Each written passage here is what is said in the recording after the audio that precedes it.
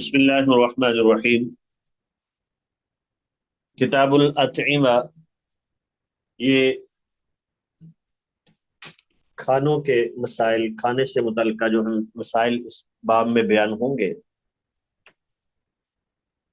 پہلی روایت ہے، حضرت ابو ہریرہ رضی اللہ تعالی عنہ فرماتے ہیں، نبی کریم علیہ الصلوۃ والسلام سے بیان کرتے ہوئے آپ نے فرمایا، کل ذی ناب من السباء فاکلہ حرام۔ ہر کچلی والا درندہ، ذی نابن کچلی والا، من السباع درندوں میں سے، فاکلہ حرام تو اس کا کھانا حرام ہے۔ دیکھیں، معاملات میں شریعت کا انداز یہی ہے کہ یہ نہیں بیان کیا جاتا کہ فلاں فلاں چیزیں جائز ہیں، بلکہ یہ بیان کیا جاتا ہے کہ فلاں فلاں منع ہے، اس کے علاوہ باقی سب حلال ہیں۔ تو ہم یوں بھی کہہ سکتے ہیں کہ ایسے مسائل میں اصلاً منع کی دلیل چاہیے۔ اب اگر کوئی شخص یہ کہتا ہے کہ فلاں چیز کھانا درست نہیں ہے، تو ہم کہیں گے دلیل دو، منع کی دلیل کیا ہے؟ جیسے ہمارے ہاں مشہور ہے کہ جو قربانی کا جانور ہے، اس کے فلاں فلاں اعضاء جو ہے وہ کھانا درست نہیں ہے، تو ہم کہیں گے منع کی دلیل دو۔ تو ایسے ہی ان جانوروں میں کون سے حلال ہیں، ان کا کھانا جائز ہے، کون سے حرام ہے، ان کا کھانا جائز نہیں تو نام لے کے نہیں بتایا، ہاں اوصاف بیان کر دیے ہیں۔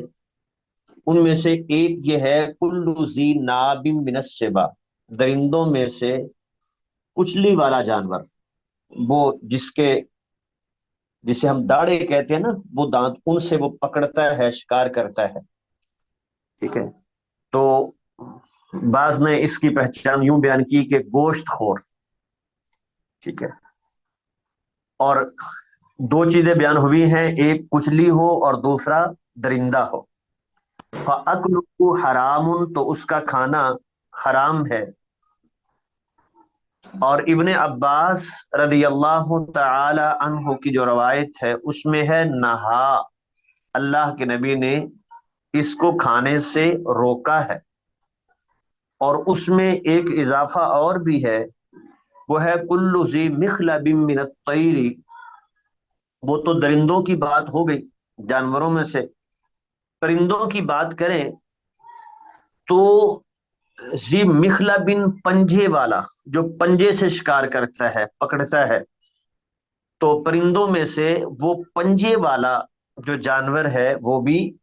وہ پرندہ جو ہے، جیسے اس میں شکرا، باز، ٹھیک ہے، یہ کوا، یہ سارے اسی میں آ جائیں گے۔ اور ذی ناب من السباع میں دیکھیں تو یہ شیر، چیتا، ٹھیک ہے، یہ شکاری جانور جو ہیں اور پنجے سے شکار کرنے والے، یہ سارے اس میں آ جائیں گے۔ اگلی روایت ہے، حضرت جابر رضی اللہ تعالی عنہ فرماتے ہیں کہ نہا رسول اللہ صلی اللہ علیہ وسلم، اللہ کے نبی نے خیبر کے دن روکا عن لحوم الحمر الاہلیتی، گھریلو گدھے کے گوشت سے، یعنی اس سے پہلے یہ حلال تھا، کھایا جاتا تھا، بلکہ وہ دوسری حدیث میں ہے نا کہ خیبر کے دن وہ لوگوں نے جو ہے وہ ذبح کر کے پکا رہے تھے یا پک رہی تھی، تو تب جو ہے وہ آپ نے یہ حکم دیا اور یہ اعلان کیا گیا۔ حضرت جابر رضی اللہ تعالی عنہ نے ہی یہ اعلان کیا تھا کہ آج کے بعد جو ہے یہ منع ہے۔ وَآذِنَ فِي لُحُومِ الْخَيْلِ اور آپ نے اجازت دی گھوڑے کے گوشت میں، وہ حلال ہے، وہ کھایا جا سکتا ہے۔ اب ہمارے ہاں چونکہ معروف یہی ہے کہ گھوڑا بھی حرام سمجھا جاتا ہے، امام مالک رحمۃ اللہ علیہ اور امام ابو حنیفہ رحمۃ اللہ علیہ، ان کے نزدیک جو ہے گھوڑا حرام ہے۔ تو ہمارے ہاں معاشرے میں معروف یہی ہے، لیکن روایات سے یہ معلوم ہوتا ہے کہ گھوڑا حلال ہے۔ اب کسی کا نہ کھانا نہیں دل کرتا، نہ کرے، یہ الگ بات ہے۔ جیسے لوگ فوراً یہ کہہ دیتے ہیں اچھا پھر کھاتے کیوں نہیں ہو؟ بھی کیا ہر حلال چیز کھانا ضروری تو نہیں ہے نا؟ میرا نہیں دل کرتا ایک چیز پہ، میں نہیں کھاتا، لیکن میں اس کو حرام نہیں کہہ سکتا اگر وہ حلال ہے تو وآذینا، آپ نے اجازت دی فی لحوم الخیل، گھوڑے کے گوشت میں۔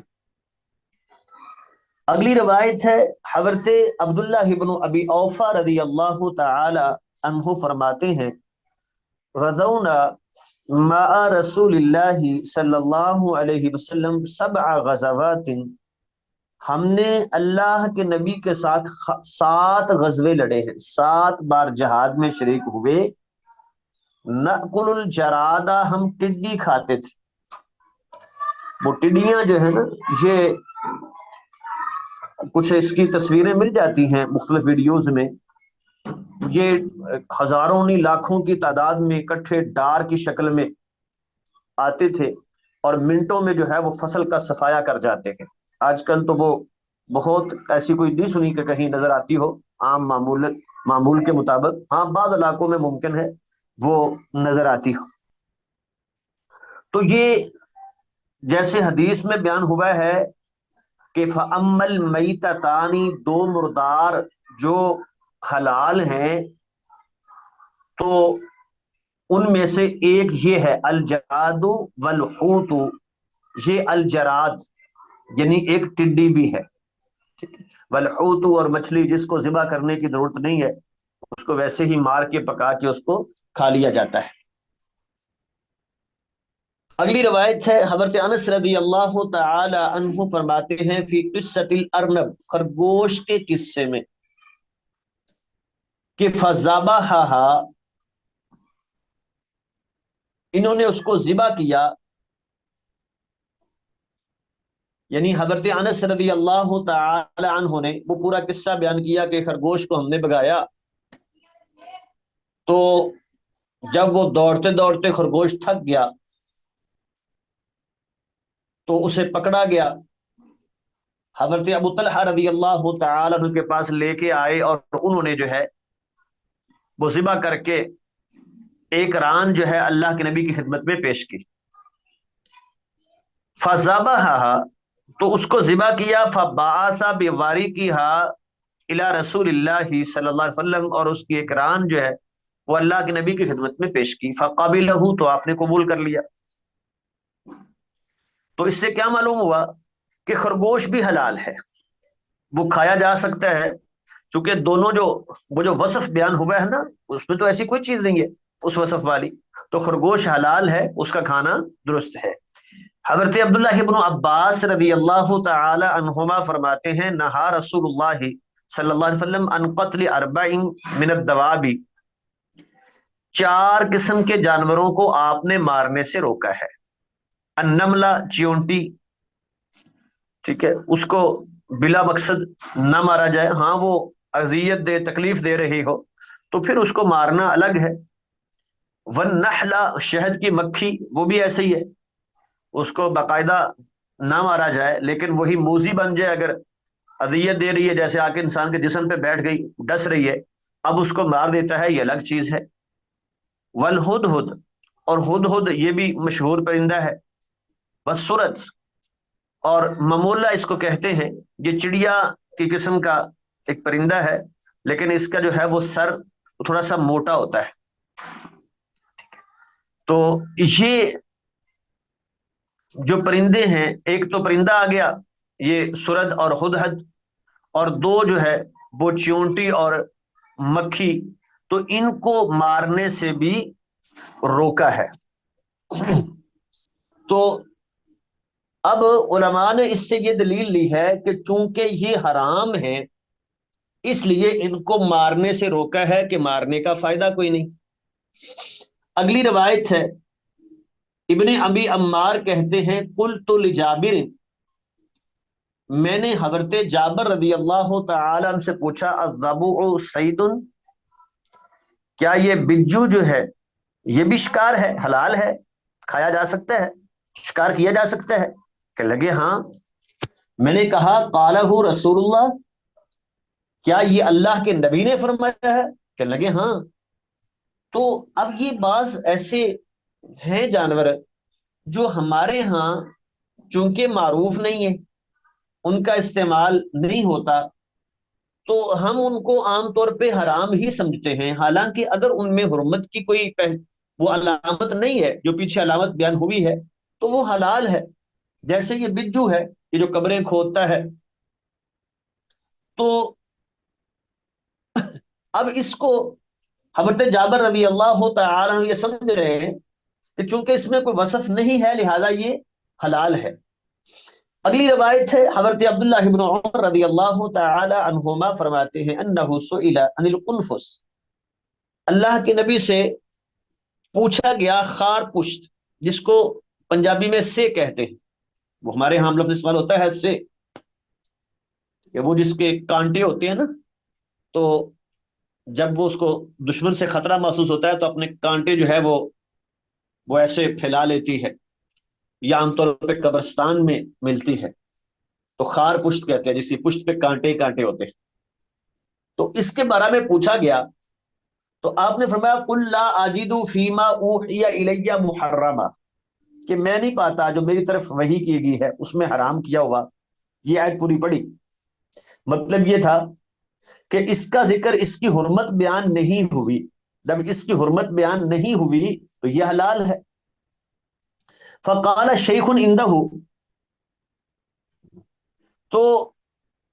ان کے پاس ایک شیخ بیٹھے تھے بزرگ، کہنے لگے سمعت ابا ہریرہ یقول ذکر عند النبی،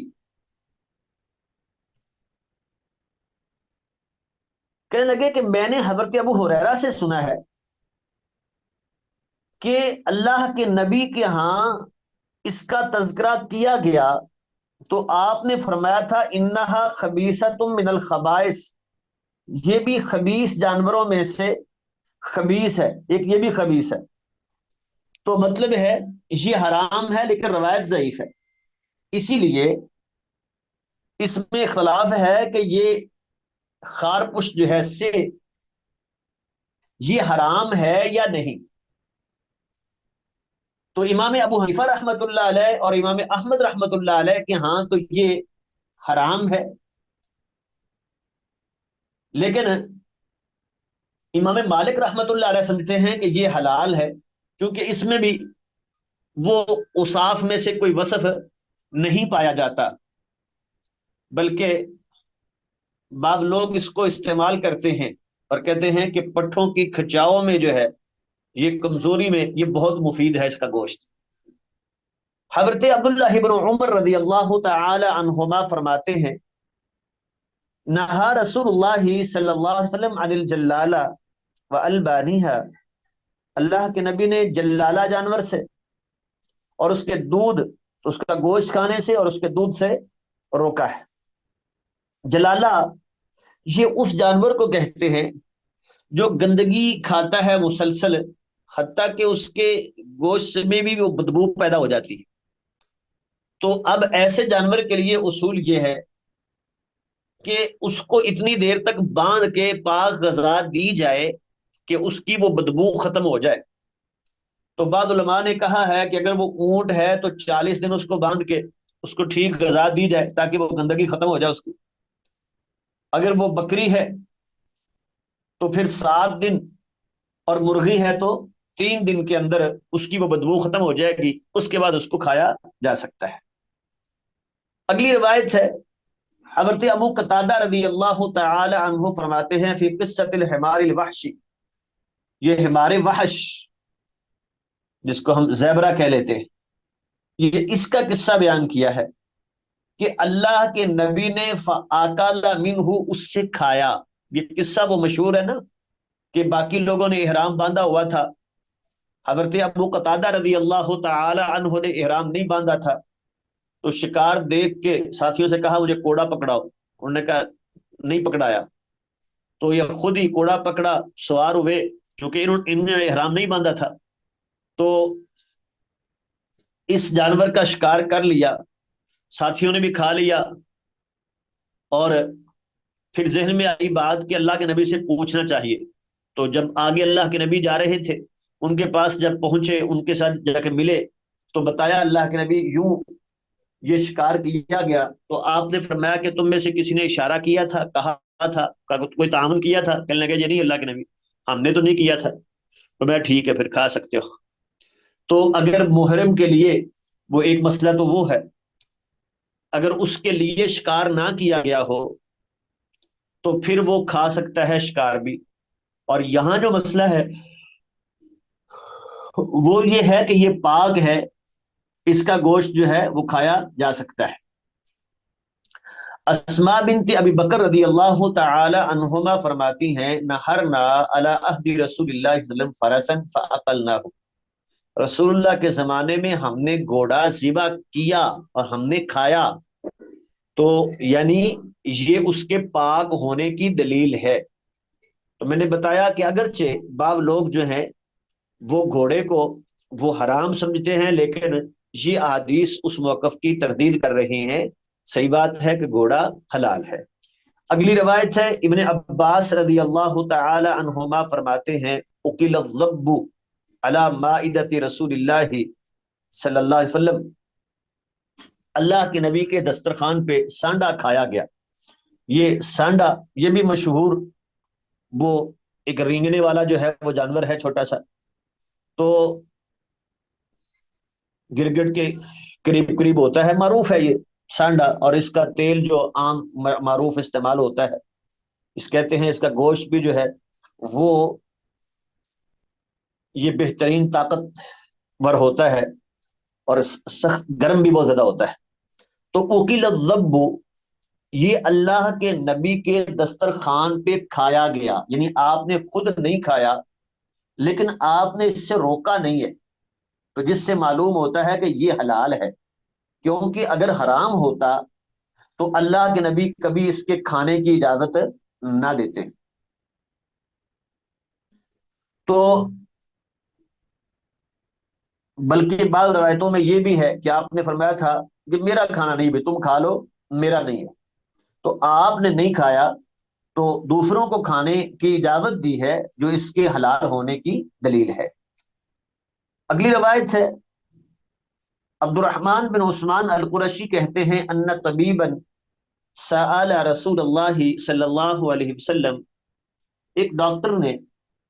اللہ کے نبی سے اجازت مانگی، پوچھا ان الزفدہ، یہ مینڈک کے بارے میں، یجعلوها فی دوا، کہ اس کو دوائی میں ڈال سکتا ہے، مار کے اس کی دوائی بنا لے، تو کیا جائز ہے؟ فنہا عن قتلھا، تو آپ نے روک دیا۔ کیوں؟ اس لیے کہ حرام چیز میں شفا نہیں ہے، ٹھیک ہے؟ تو حرام چیز سے علاج کرنا بھی درست نہیں۔ ویسے بھی جب حدیث میں ہے نا کہ ما من داع الا له شفا، ہر بیماری کا علاج اللہ نے رکھا ہے، تو وہ علاج حلال میں رکھا ہے، تو وہ حلال طریقہ اختیار کرے، وہ کیوں حرام اختیار کرتا ہے؟ تو اس لیے حرام چیز سے علاج کرنا بھی درست نہیں ہے۔ اگلا باب ہے باب الصید والذبائح، شکار کا بیان اور ذبیحہ کا بیان۔ روایت ہے حضرت ابو ہریرہ رضی اللہ تعالی عنہ فرماتے ہیں کہ رسول اللہ صلی اللہ علیہ وسلم نے فرمایا من اتخذ کلبا الا کلب ماشیہ او صید او زرع، جس نے کتا رکھا سوائے ماشیہ جانوروں کی رکھوالی کے لیے، او صید یا شکار کے لیے شکاری کتا، او زرع یا کھیتی کی رکھوالی کے لیے، ان مقاصد کے علاوہ صرف شوقیہ طور پہ، جیسے یہاں ہمارے ہاں شہروں میں رکھوالی کی کوئی خاص ضرورت نہیں ہے، لوگ شوقیہ پالتے ہیں، وہ اچھے اچھے فلاں نسل بڑی اعلیٰ ہے جی، اور بڑے مہنگے خرید کے، تو جس نے ان چیزوں کے علاوہ ضرورت کے علاوہ یہ کتا رکھا، ان تقص من اجرہ کل یوم قیرات، تو ہر دن اس کے اجر سے ایک قیرات کم ہو جائے گا۔ اور وہ حدیث میں موجود ہے نا کہ رات کتنا ہوتا ہے احد پہاڑ جتنا، یعنی اتنا سارا اجر اس کا روز کم ہو جاتا ہے جو شخص جو ہے وہ کتا پالتا ہے۔ تو بغیر کسی ضرورت کے یہ کتا رکھنا، کتا پالنا یہ درست نہیں ہے، اور ضرورت وہی ہے جو اوپر حدیث میں بیان ہو گئی ہے۔ اگلی روایت ہے، عدی بن حاتم رضی اللہ تعالی عنہ فرماتے ہیں، قال علی رسول اللہ صلی اللہ علیہ وسلم، اللہ کے نبی نے مجھے فرمایا، اذا ارسلت کلبک، جب تو اپنا کتا بھیجے، جب تو اپنا کتا چھوڑے شکار کرنے کے لیے، فاذکر اسم اللہ علیہ، تو اس پر اللہ کا نام لے لیا کرو، تکبیر پڑھ لیا کرو، تکبیر پڑھ کے چھوڑو۔ اب کیا ہوگا، فَإِنْ أَمْسَكَ عَلَيْكَ، اگر وہ تیرے لیے روک لے، کیونکہ شکار سدھایا ہوا جو کتا ہوتا ہے وہ یہی کرتا ہے، وہ خود نہیں کھاتا، اپنے مالک کے لیے اس کو روکتا ہے۔ تو وہ شکاری کتا جو ہے سکھایا ہوا، سدھایا ہوا، کہتے ہیں کہ اس کی پہچان یہ ہے کہ مالک کہے تو شکار کرے، روکے تو رک جائے، اور تیسری بات یہ ہے کہ وہ اس میں سے خود نہ کھائے۔ یہ تین وصف ہوں تو سمجھا جائے گا یہ سدھایا ہوا ہے، شکاری ہے۔ اگر ان میں سے کوئی وصف نہیں ہے تو پھر وہ شکاری نہیں ہے، وہ سدھایا ہوا نہیں ہے۔ جی، تو جب تو چھوڑے کلبہ کا اپنا کتا، فاذکر اسم اللہ علیہ، اس پر اللہ کا نام لو، تکبیر پڑھو۔ اب فَإِنْ أَمْسَكَ عَلَيْكَ، اگر وہ تیرے لیے روک لے، وہ شکار کر کے خود نہ کھائے، تیرے لیے روک لے، فَأَدْرَكْتَهُ حَيًّا، اور تو اس جانور کو زندہ پالے، اس نے شکار کیا، وہ زندہ پکڑ لیا، فَاذْبَحْهُ، تو اس کو ذبح کر ڈالو۔ وَإِنْ أَدْرَكْتَهُ قَدْ قُتِلَ، اور اگر تو نے یہ پایا کہ وہ مرا ہوا ہے، تو وَلَمْ يَأْكُلْ مِنْهُ، اور کتے نے خود اس سے نہیں کھایا، شرطے کہ کتے نے خود اس سے کھایا نہیں، تو پھر اس کو کھا لو۔ وَإِنْ وَجَدْتَ مَعَ كَلْبِكَ، لیکن اگر تو اپنے کتے کے ساتھ کلبن غیرہ، اور کتا بھی پائے، تو نے کتا چھوڑا، اس کو دیکھ کے جو کلیمہ لے کے کتے گھومنے والے ہیں وہ آوارہ کتے وہ بھی پیچھے بھاگے، وَقَدْ قُتِلَ، اور وہ شکار جو ہے قتل ہو گیا، وہ مر گیا، تو فَلَا تَأْكُلْ، اب تو نہ کھا،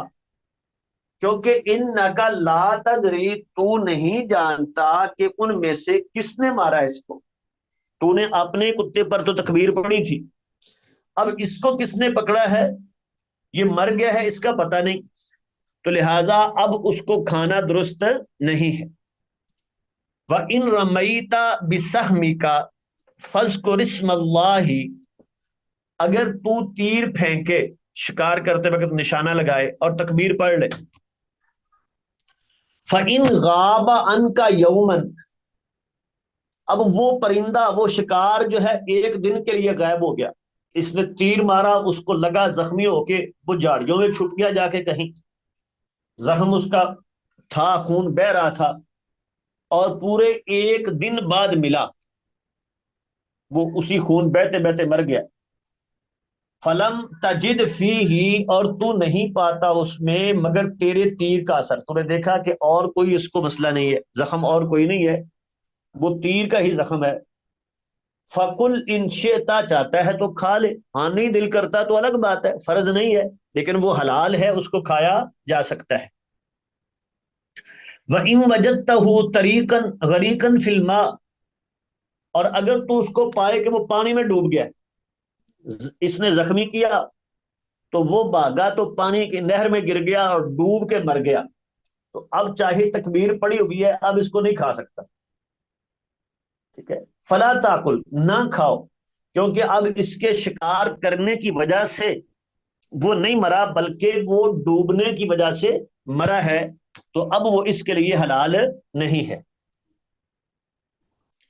اگلی روایت ہے، حضرت عدی رضی اللہ تعالی عنہ ہی فرماتے ہیں، سألت رسول اللہ صلی اللہ علیہ وسلم، میں نے اللہ کے نبی سے پوچھا، عن سید المعراض، وہ جو چوڑائی میں جو چیز لگے نا، چوٹ لگتے ہیں جیسے بیراز، آپ یوں کہہ لیں کہ بغیر پھل کے وہ آگے جو تیز دھار ہوتی ہے نا نیزے کے آگے لوہا لگا ہوتا ہے، یہ نہ ہو تو وہ چوڑائی میں لگے، یوں سمجھے کہ لکڑی لگے گی، وہ چھڑی لکڑی وہ جو پیچھے ہوتی ہے بالے کے نیزے کے، وہ لگے گی تو وہ چوٹ آئی نا، پھر وہ اس نے خون نہیں بہایا بلکہ چوٹ لگائی ہے، تو چوٹ لگنے سے جو مر جائے تو قرآن نے کہا ہے والموقوذۃ کہ یہ حرام ہوتا ہے، وہ جائز نہیں ہوتا۔ تو فرمایا آپ نے اذا اصبت بحدہ فقل، اگر تو مارے اس کو نکیلی جانب سے، حد تیزی ہے جس طرف، ٹھیک ہے، یعنی وہ بالے والا حصہ ہے نا جو تیز دھاری ہے جس کی، اس طرف سے اگر تو نے مارا ہے تو ظاہری بات ہے وہ زخمی کرے گا، خون نکلے گا، اب اس کو کھا لے۔ وَإِنْ أَصَبْتَ بِعَرْضِهِ، اور اگر تو نے اس کو مارا ہے چوڑائی میں، ٹھیک ہے، اور پھر وہ مر جائے، فقتل، چھوٹا جانور ہے، خرگوش ہے، اس کو مارا جو ہے وہ اس کے ہاتھ میں کوئی چیز آئی ایسے، اس نے اس کو ماری، اس کو چوٹ لگی، وہ مر گیا، فقتل فإنه وقیز، وہ چوٹ سے مرنے والا ہے، وہ تیرے لیے حلال نہیں ہے، لہذا فلا تأکل، اس کو نہ کھاؤ۔ تو دیکھیں اس میں جب انسان وہ شکار کرتا ہے تو اگر تو وہ اس نے تیر پھینکا، نیزہ پھینکا، جو اندر زخم جسم کے پیوست ہو گیا، خون نکلا، اب وہ مر بھی گیا ہے تو ٹھیک ہے، لیکن اگر وہ خون نہیں نکلا، صرف چوٹ سے مرا ہے، تو پھر وہ موقوزہ میں آئے گا، پھر چوٹ لگا ہوا ہے، پھر اس کا کھانا درست نہیں۔ تو جب وہ تیر جو ہے یا وہ بھالا وہ چوڑائی میں لگے گا، لکڑی صرف لگے گی اس کے درمیان سے، تو وہ چوٹ تو لگی ہے، اس نے جو ہے وہ خون نہیں بہایا، تو اس لیے وہ جائز نہیں ہوگا جانور۔ اگلی حدیث ہے ابو سالبہ رضی اللہ تعالی عنہ، نبی کریم علیہ الصلوۃ والسلام سے بیان کرتے ہیں، فرمایا اذا رمیت بسہمک، جب تو نے اپنا تیر مارا شکار کو، فغاب عنک، وہ تجھ سے غائب ہو گیا، وہ تیر اس کو لگ گیا، زخمی وہ ہوا لیکن وہ چھپ گیا جھاڑیوں میں، جیسے پیچھے بات کی تھی۔ اب یہ ڈھونڈتے رہے کئی گھنٹوں بعد ایک جگہ پہ مرا ہوا مل گیا، فَأَدْرَكْتَهُ، تو نے اس کو پا لیا، فَقُلْهُ، اس کو کھا لو۔ جب اس کا خون بہ گیا ہے، وہ اس کو لگا نیزا، تو وہ خون بہنے کی وجہ سے ایسا ایسا خون بہتا گیا، وہ مر گیا۔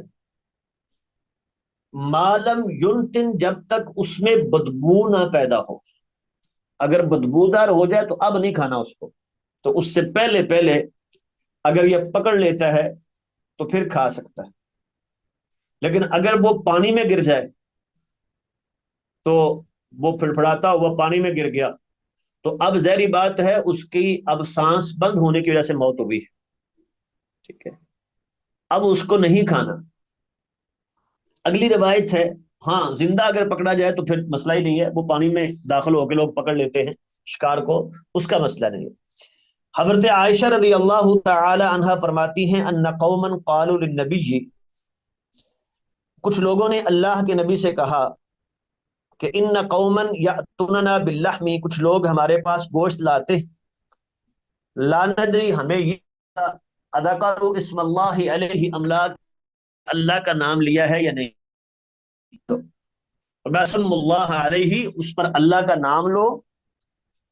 تم خود اس پہ اللہ کا نام لو، بسم اللہ پڑھو، فکلوہ، کھا لو اس کو۔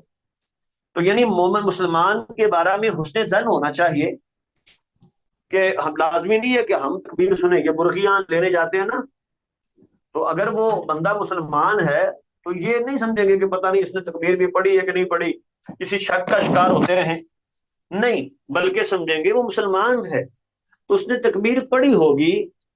تو حسن ظن کا پہلو اختیار کرتے ہوئے یہ شک کا شکار نہ ہو، اس کو بسم اللہ پڑھو اور کھا لو۔ عبداللہ ابن مغفل رضی اللہ تعالیٰ عنہ بیان کرتے ہیں کہ اللہ کے نبی نے نہا عن الخس، یہ کنکریاں پھینکنے سے روکا ہے۔ وہ بعض لوگوں کو عادت ہوتی ہے نا کہ وہ نہ نیچے کسی جگہ پہ بیٹھے ہیں باتیں کر رہے ہیں تو نیچے سے کوئی کنکری پکڑیں گے وہ اس کو پھینکتے جائیں گے، دوسری پکڑیں گے پھینکیں گے، ایسے اپنے آپ کو مصروف رکھا ہوتا ہے۔ تو فرمایا اس کا فائدہ کوئی نہیں ہے، لا تصید السیدہ، نہ تو یہ شکار کرتی ہے۔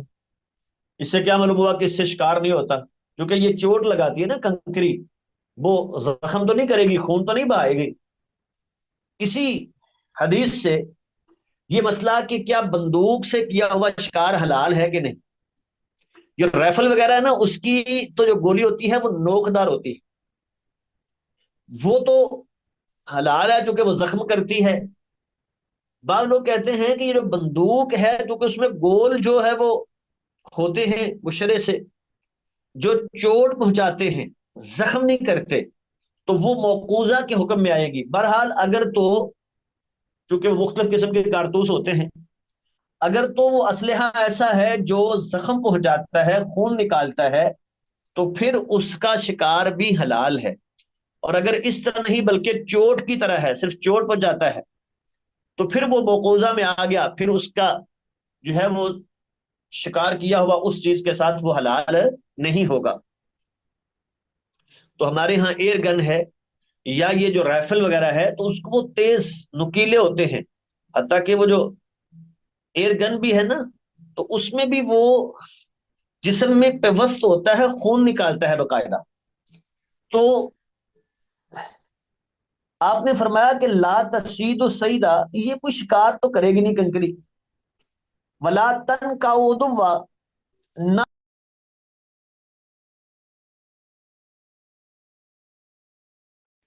حملہ کیا کنکریوں کے ساتھ وہ ڈر کے بھاگ گیا۔ ہاں یہ تو صرف لوگوں کو نقصان پہنچا سکتی ہے، لیکن نہ تک صرف سن کسی کا دانت توڑ دے گی، وہ کسی کو لگ گئی کنکری دانت توڑ گیا اس کا۔ فتفقع العین، آنکھ پھوڑ دے گی، یہ پھینک رہا تھا کسی کی آنکھ میں لگ گئی اس کی آنکھ پھوٹ گئی، تو یہ اسی طرح کا نقصان ہی کر سکتی ہے، اس کا فائدہ کوئی نہیں ہے۔ تو اس لیے فرمایا کہ یہ کنکریاں ایسے بلا وجہ بلا مقصد نہ پھینکو۔ اگلی روایت ہے، حضرت عبداللہ ابن عباس رضی اللہ تعالی عنہما فرماتے ہیں کہ اللہ کے نبی نے فرمایا لا تتخذوا شیئا فیہ الروح غرضا، کسی چیز کو جس میں جان ہے اس کو نشانہ نہ بناؤ، یعنی باندھ کے اس کو نشانے لگانا تو کسی جانور پر، کسی پرندے پر یہ جائز نہیں ہے، کیونکہ اس میں بھی جان ہے۔ تو ہمیں تو حکم یہ ہے کہ کسی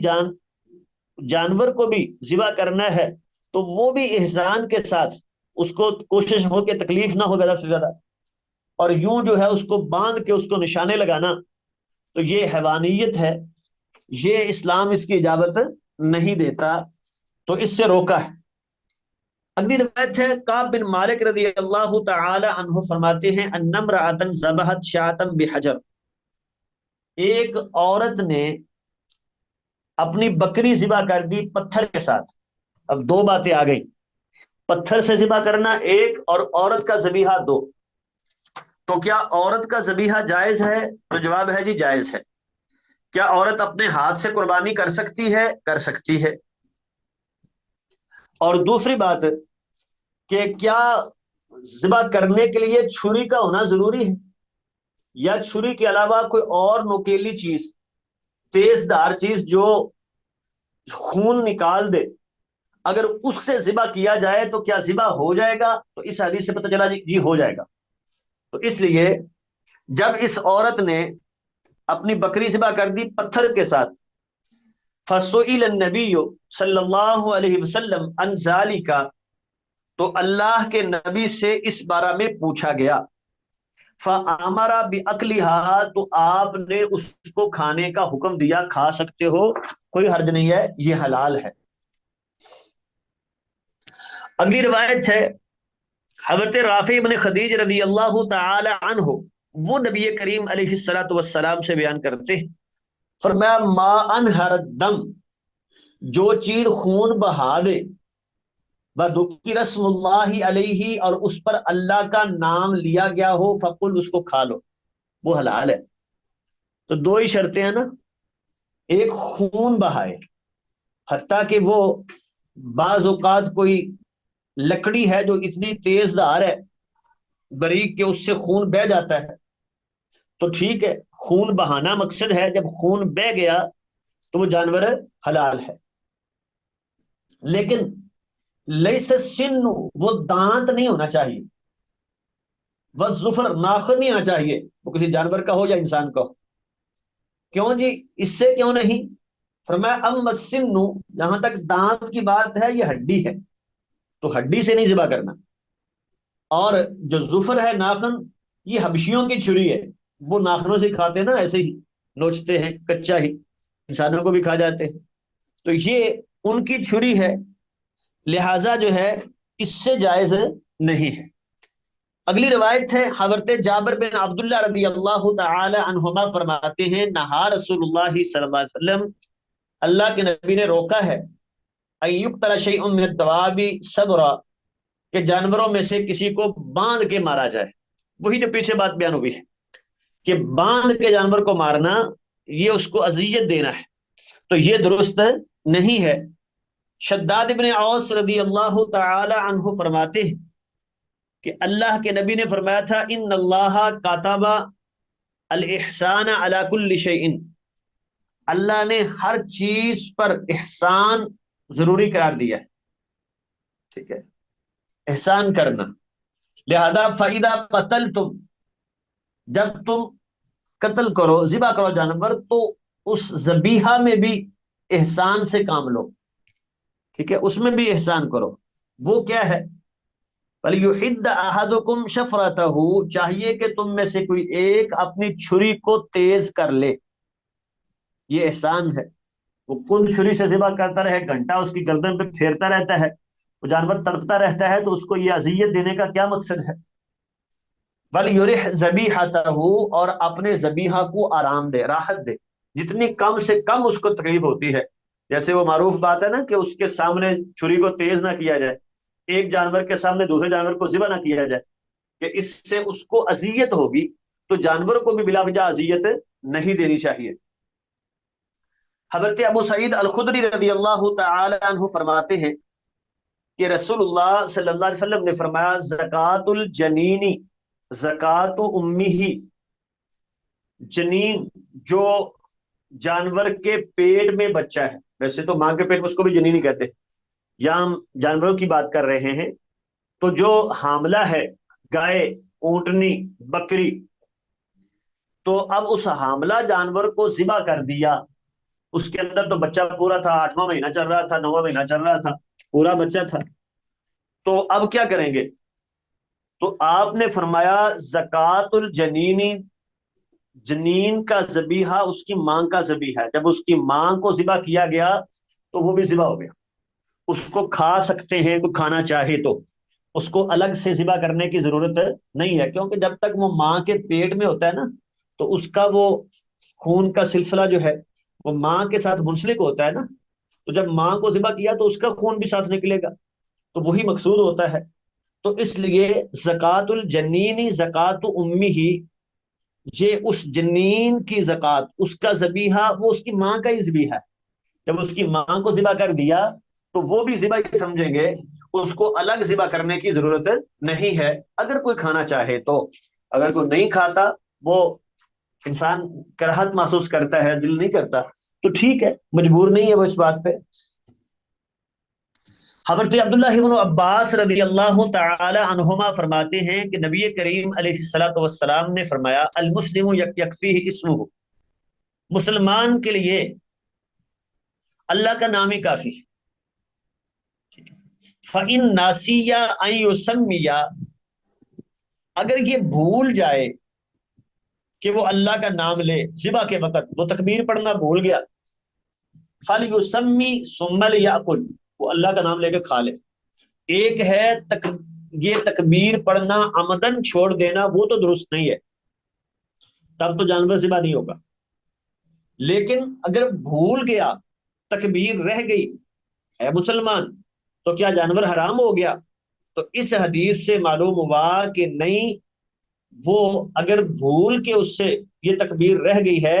تو بسم اللہ پڑھ کے کھا لے، وہ جانور جو ہے وہ ذبح ہو گیا، وہ حرام نہیں ہوگا۔ باقی کہتے ہیں روایت یہ ضعیف ہے، لیکن اس کے کچھ شواہد وغیرہ موجود ہیں۔ اور ابو داؤد میں یہ لفظ بھی ہے کہ ذبیحۃ المسلم حلال، مسلمان کا ذبیحہ حلال ہے، وہ اللہ کا نام اس نے لیا یا وہ بھول گیا، اس نے اللہ کا نام نہیں لیا، دونوں صورتوں میں جو ہے اس کا ذبیحہ وہ حلال ہے۔ تو ذکر اسم اللہ علیہا ام لم یذکر، اس نے اس پر اللہ کا نام لیا ہو یا نہ لیا، تو کیا معلوم ہوا کہ اگر غلطی سے بھول کے تکبیر رہ گئی ہے تو جانور وہ ذبیحہ وہ ذبح ہو گیا، وہ پاک ہے، اس کو بسم اللہ پڑھ کے کھایا جا سکتا ہے۔ جی، یہاں تک یہ دو باب مکمل ہو گئے ہیں، تو باب الاضاحی سے آگے شروع کریں گے انشاءاللہ۔